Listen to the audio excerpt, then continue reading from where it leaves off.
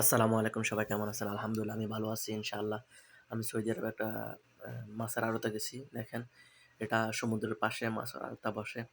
অনেক রকমের মাছ পাওয়া যায়। দেখছেন, এটা রুই মাছের মাছের কত বড় মাছ, কিংফিশ মাছ, তারপর অনেক মাছ আছে সুস্বাদু, সব নোনা পানি মাছ। দেখছেন, রুই মাছের মতো বিশাল বড় বড়, মাশাআল্লাহ। দেখেন, এইগুলো তো আরো সুন্দর সুন্দর মাছ। দেখছেন, এখানে ছোট বড় সব মাছ আছে, ছোটগুলো খুব টেস্ট।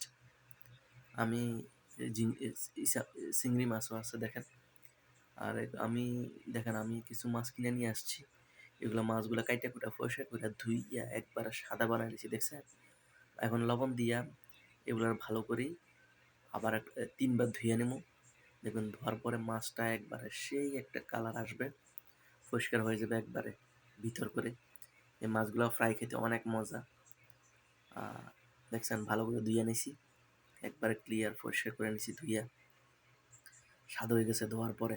দেখছেন, অনেক বিভিন্ন রকমের মাছ আছে, মাছগুলো অনেক সুস্বাদু টেস্ট। আমি দেখে শুনে কিনছি। দেখেন, এখন আমি মাছগুলোর জন্য মশলা মিক্স করে নিছি। এখন মশলাটা মাখায় নিছি, দেখছেন। মাখায় নিয়ে